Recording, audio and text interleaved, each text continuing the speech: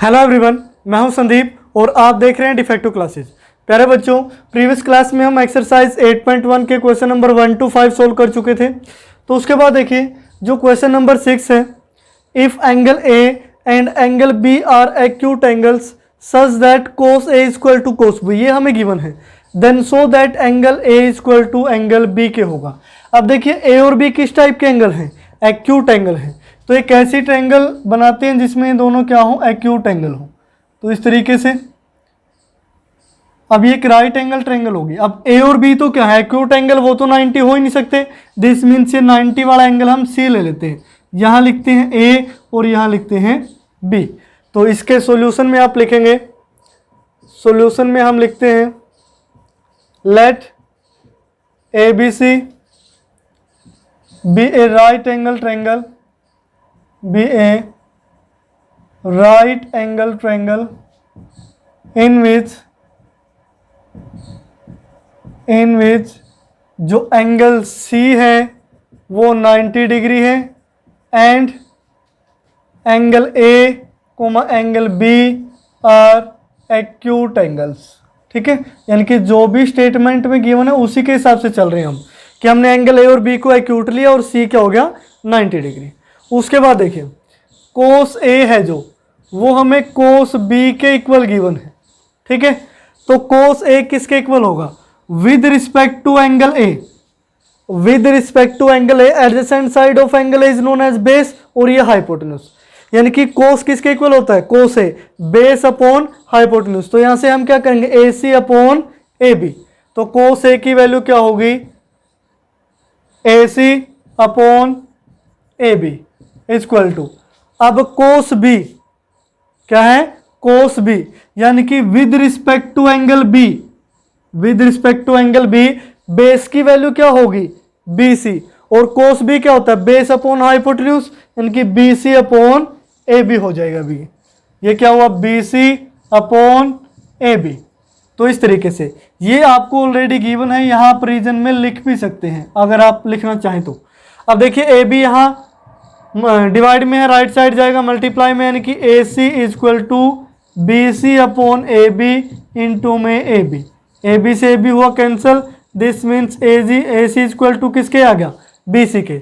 अब देखिए ए सी साइड है जो बी सी के इक्वल आ चुकी है अभी। अगर ये दोनों साइड इक्वल हैं देन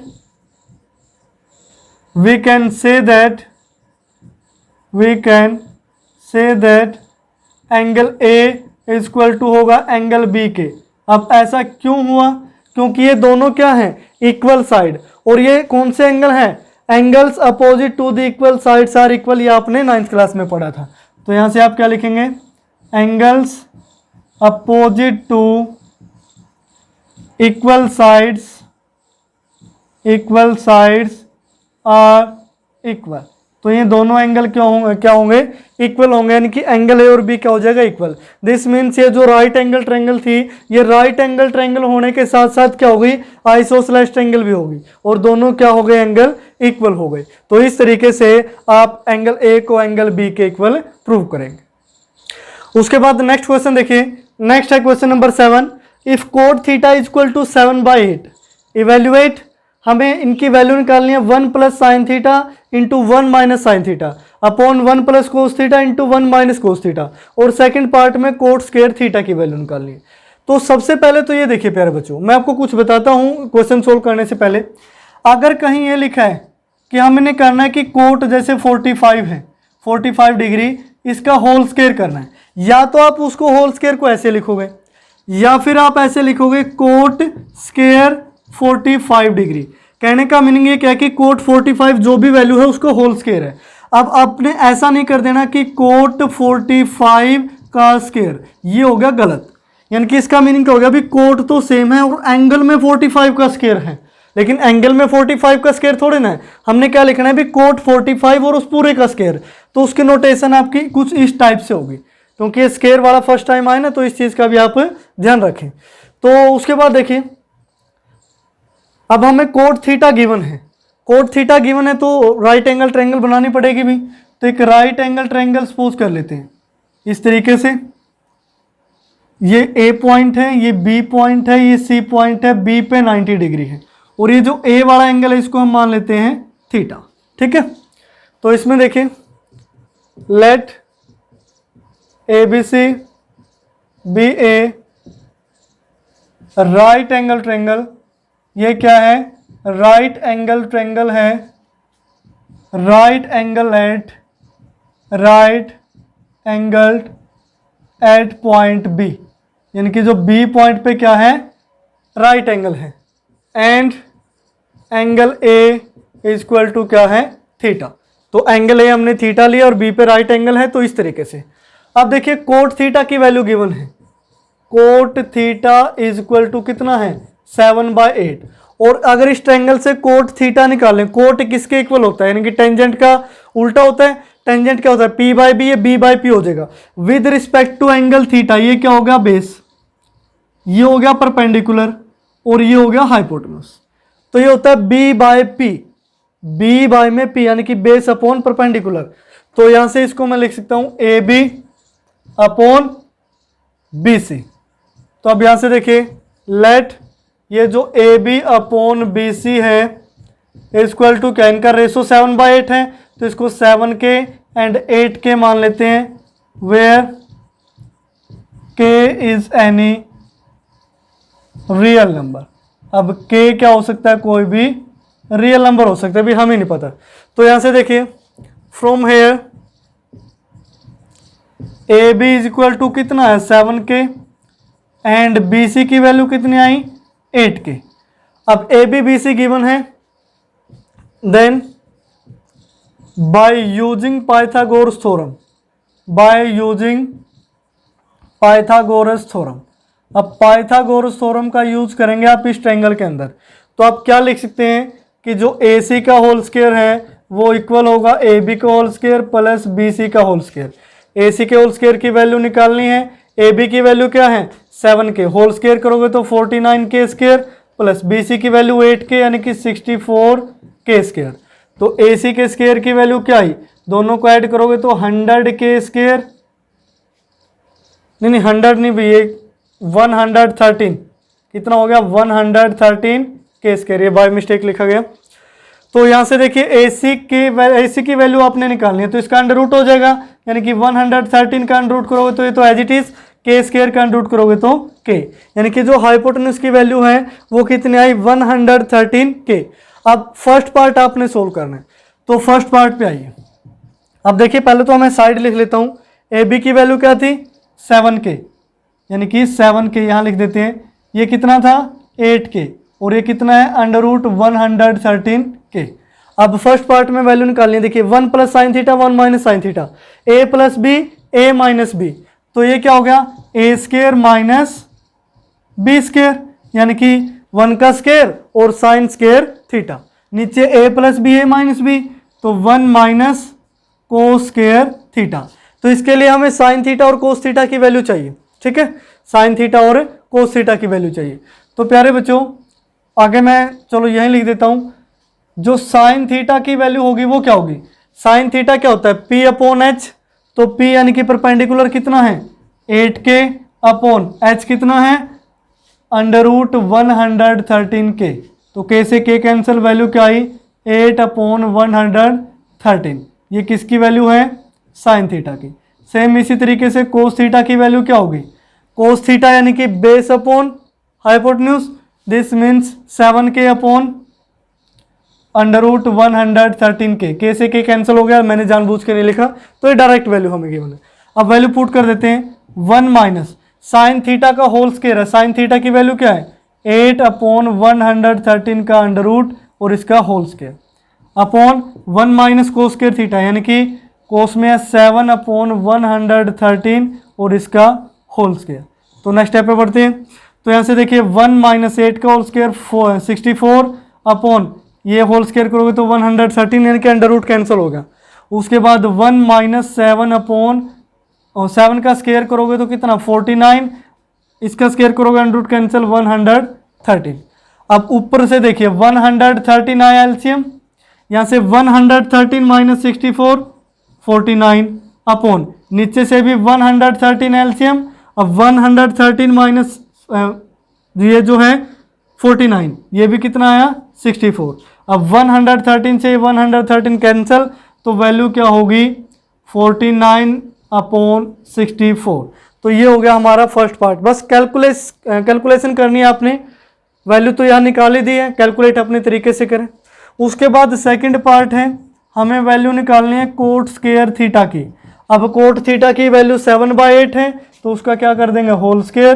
तो 7/8 का होल स्क्वायर कितना हुआ 7 का, यानी कि 49/64, यानी कि ये भी सेम आंसर और ये भी, तो दोनों क्या हो गए एक जैसे हो गए ना। तो इस तरीके से आप क्वेश्चन नंबर 7 को कंप्लीट करेंगे। उसके बाद नेक्स्ट क्वेश्चन देखिए, नेक्स्ट है question number 8। If 3 cot is equal to 4, check whether 1 minus tangent square A upon 1 plus tangent square A equal to cos square A minus sine square A और not, यानी कि ये दोनों equal होंगे या फिर नहीं होंगे, ये हमें चेक करना है भी। तो यहाँ से देखिए 3 कोट ए की वैल्यू गिवन है, यानी कि 3 कोट ए इक्वल टू 4, तो कोट ए की वैल्यू क्या हो जाएगी 4/3। तो इसके लिए भी एक राइट एंगल ट्रायंगल है, जूम कर लेते हैं अभी। अब राइट एंगल ट्रायंगल इस तरीके से जूम करोगे, ए और ये बी और ये सी, ये बी पे राइट एंगल है, तो आपने सारी चीजें लिख देनी है। Let suppose A B C is a right angle triangle, right angle at point B. अब with respect to angle A, ये क्या होगा बेस, ये परपेंडिकुलर, ये हाइपोटेन्यूज, ठीक है। तो कोट ए की वैल्यू गिवन है। अब कोट ए किसके इक्वल होता है, cot A base upon perpendicular, यानी कि A B upon B C लिख सकते हैं, A B upon B C. तो हम क्या करते हैं, लेट ये जो A B upon B C है इसका रेशो 4:3 है ना, तो इसको 4 के और 3 के जूम कर लेते हैं, और के इज एनी रियल नंबर। ये सेम वही स्टेप है जैसे अभी प्रीवियस क्वेश्चन में किए थे। तो उसके बाद देखिए from here A B is equal to 4k and B C is equal to 3k। तो ए बी 4k और ये 3k। इसी तरीके से आप किसकी वैल्यू निकालोगे, ए सी की वैल्यू निकालोगे। अब ए सी की वैल्यू कैसे आएगी, हमें पता है कि जो ए सी का स्क्वायर है वो किसके इक्वल होता है, वो सारी चीज़ें आप लिखेंगे in right angle triangle A B C by using Pythagoras theorem. A C का square equal to A B का स्क्वायर प्लस बी सी का स्क्वायर। तो ए सी का स्क्वायर किसके इक्वल हो गया, ए बी यानी कि 4k का whole square plus B C का स्क्वायर 3k का होल स्क्वायर। तो ए सी का स्क्वायर किसके इक्वल आया 16k square plus 9k square. तो ए सी का स्क्वायर इक्वल टू 16 प्लस 9 25k square. This means A C की वैल्यू क्या आई 5k भी। तो ए सी की जगह आप क्या लिख देंगे 5k। अब सारी यानी कि तीनों साइड्स मिल चुकी है हमें। मेन क्या होता है कि तीनों साइड्स निकालो, किसी भी रेशो की वैल्यू आप निकाल दोगे। तो यहाँ से देखिए तीनों साइड मिल चुके हैं, तो टेंजेंट ए की वैल्यू चाहिए।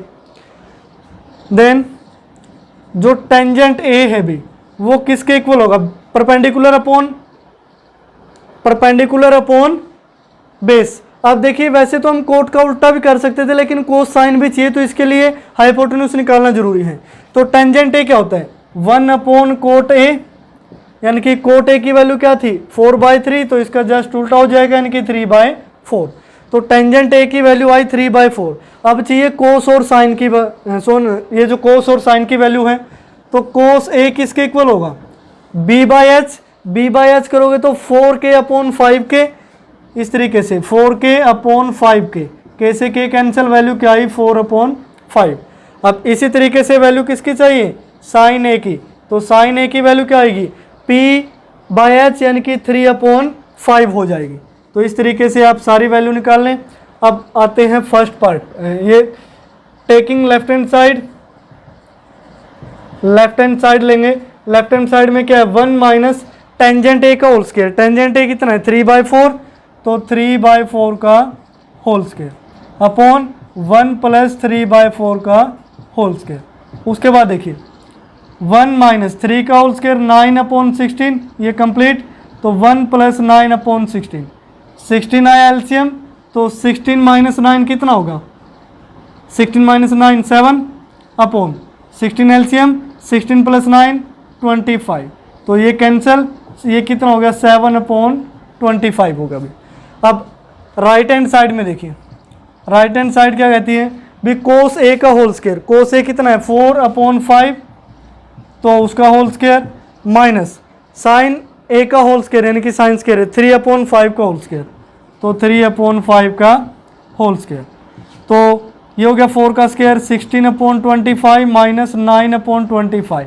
अब 25 तो एलसीएम 16 माइनस 9 कितना होगा 7। तो ये दोनों वैल्यू क्या आ गई equal, here left hand side equal to right hand side. तो इस तरीके से आपने बता देना है कि दोनों इक्वल हो गए। अब देखिए प्यारे बच्चों में कुछ स्टेप गायब कर देता हूँ और आपसे बोलता हूँ कि वो सारी चीज़ें लिखें। तो आप कंप्लीट क्वेश्चन लिखें, लेंथी बना के लिखें इसको, ये नहीं कि आप बस फटाफट से कोट ए की वैल्यू आई, टेंजेंट की निकाली, साइन की, कुछ नहीं लिख रहे हैं, पाइथागोरस थ्योरम का यूज़ कर रहे हैं या फ्रंट रूट कैसे निकाल रहे हैं। तो वो सारी चीज़ें आप बताएं, क्योंकि अगर एक जैसे मैं कई क्वेश्चन करा देता हूं तो एक दो में तो स्टेप एज इट इज रखता हूं और लास्ट कुछ क्वेश्चनों में बोल देता हूं कि भाई मैं थोड़ा सा स्टेप को मिस करूंगा, यानी कि डायरेक्ट करेंगे हम, वो स्टेप आप लिख लें। तो इस तरीके से ये जो 8th क्वेश्चन है बिल्कुल ईजी था, 8th और 7th एक जैसे हैं, इसको आप कंप्लीट करेंगे। उसके बाद क्वेश्चन नंबर 9 देखिए। क्वेश्चन नंबर 9 है in triangle ABC right angle at B. अब एक ट्रायंगल है एबीसी जो राइट एंगल है किस पे बी पे, तो पहले तो उसी को ड्रॉ कर लेते हैं अभी। तो इस तरीके से एक राइट एंगल ट्रायंगल है, ये ए पॉइंट यानी कि बी पे वो राइट एंगल है और ये सी पॉइंट। अब देखिए आप ऊपर ए ले सकते हैं, यहाँ बी ले सकते हैं, यहाँ सी लिख सकते हैं, वो कोई इफेक्ट नहीं पड़ेगा क्योंकि इसने सिर्फ राइट एंगल वाला पॉइंट गिवन है, ए सी के बारे में हमें कुछ नहीं पता। उसके बाद देखिए if tangent is equal to 1/√3 find the value of, ये दो पार्ट्स हैं इनकी हमें वैल्यू निकालनी है। अब गिवन क्या है, सॉल्यूशन में आप लिखेंगे tangent A is equal to 1/√3।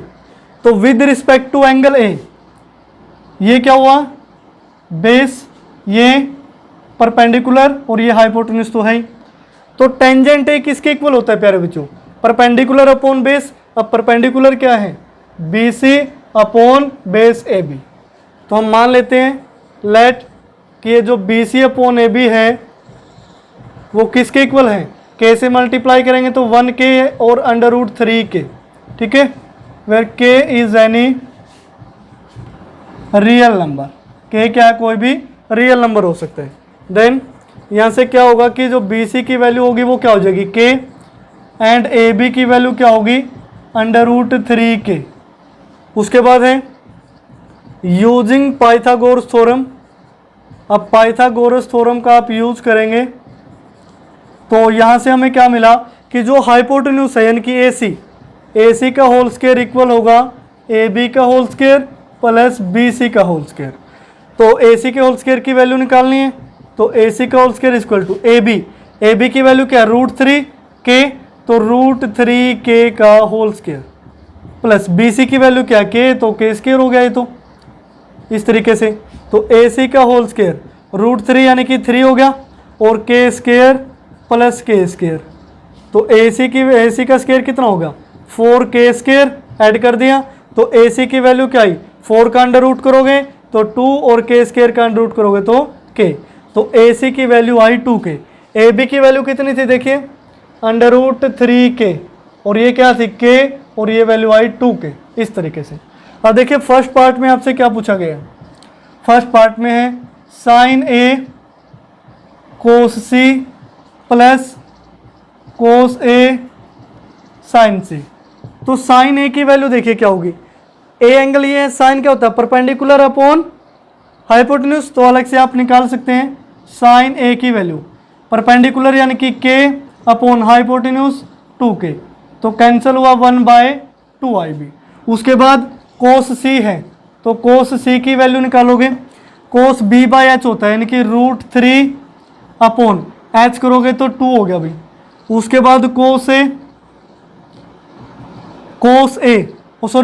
C निकालना था भाई, ये गलती हो गई, कोस C यानी कि with respect to angle C, यहाँ एंगल C लीजिए, एंगल C क्या होता है एंगल C के रिस्पेक्ट में, अब ये क्या हो जाएगा बेस हो जाएगा ये वाला और ये क्या हो जाएगा परपेंडिकुलर यानी कि उल्टा हो जाएगा, बेस अपॉन हाइपोटेन्यूज यानी कि K अपॉन 2K, तो वैल्यू क्या आएगी अब 1/2। तो एंगल C, ये ध्यान रखें कई बार मिस्टेक कर देते हैं स्टूडेंट। तो कोस ए की वैल्यू निकालनी है आगे। कोस ए यानी कि with respect to angle A, ये क्या होगा बेस, अब बेस अपॉन हाइपोटेन्यूज यानी कि √3 अपॉन कितना हो जाएगा 2। उसके बाद साइन सी की वैल्यू निकालनी है, तो sine C with respect to angle C, base तो ही हो गया, परपेंडिकुलर यानी कि p/h होता है, तो ये क्या हो जाएगा √3 अपॉन 2। तो ये सारी वैल्यू जो हमने निकालनी है पुट कर दीजिए। साइन ए की वैल्यू 1/2 इंटू में कोस सी 1/2 प्लस कोस ए √3/2 और साइन सी √3/2। तो 1/2 इंटू 1/2 1/4 प्लस √3 इंटू √3 3 और 2 इंटू में 2 4, तो 4 एलसीएम, ऊपर 3 + 1 4, 4 से 4 कैंसिल, वैल्यू क्या आ गई 1 आ गई भी।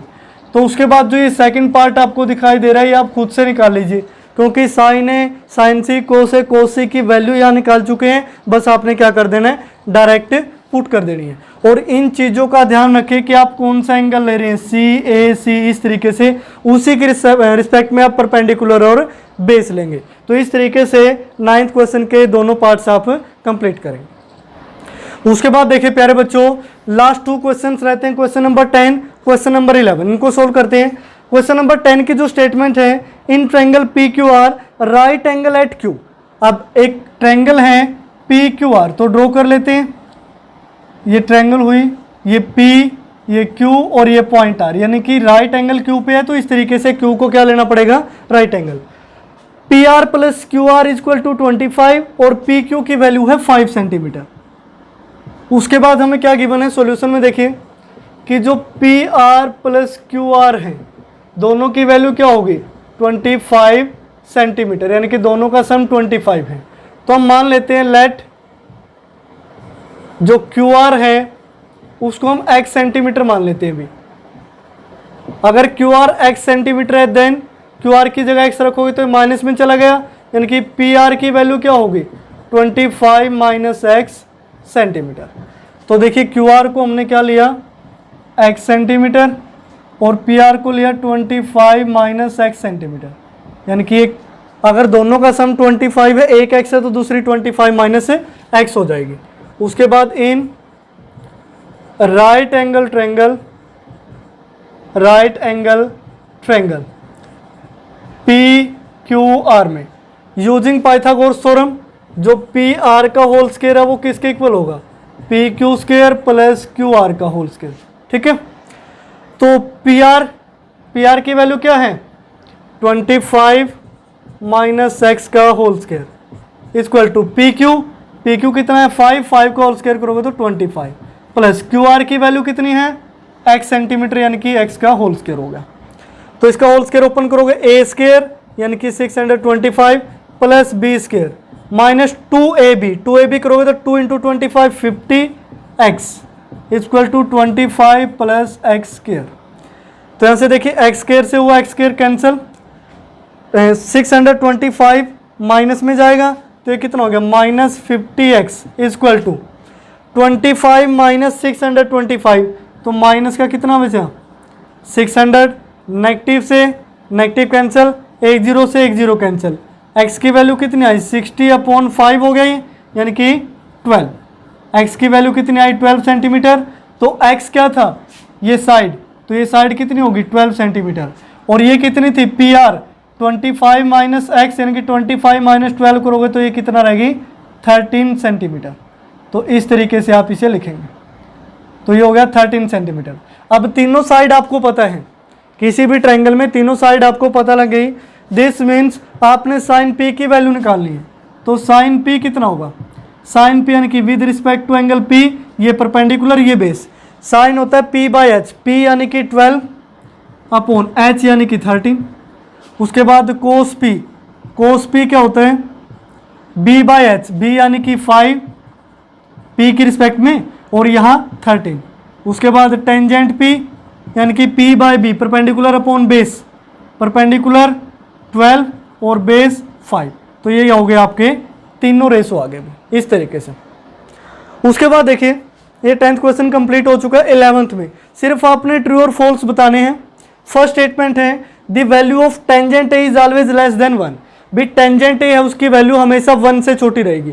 तो हम कोई एक वैल्यू ले लेते हैं चेक करने के लिए कि जो टेंजेंट ए है अगर उसकी वैल्यू 1 से छोटी है, दिस मीन्स मैं उसको लिख लेता हूँ 3/4, कुछ भी लिख लीजिए, कुछ भी लिखिए, लेकिन 1 से छोटा होना चाहिए। अब 3 को 4 से डिवाइड करोगे तो 0 पॉइंट समथिंग आएगा, 1 से बड़ा नहीं आएगा, ठीक है। तो ये 3/4 ले लिया।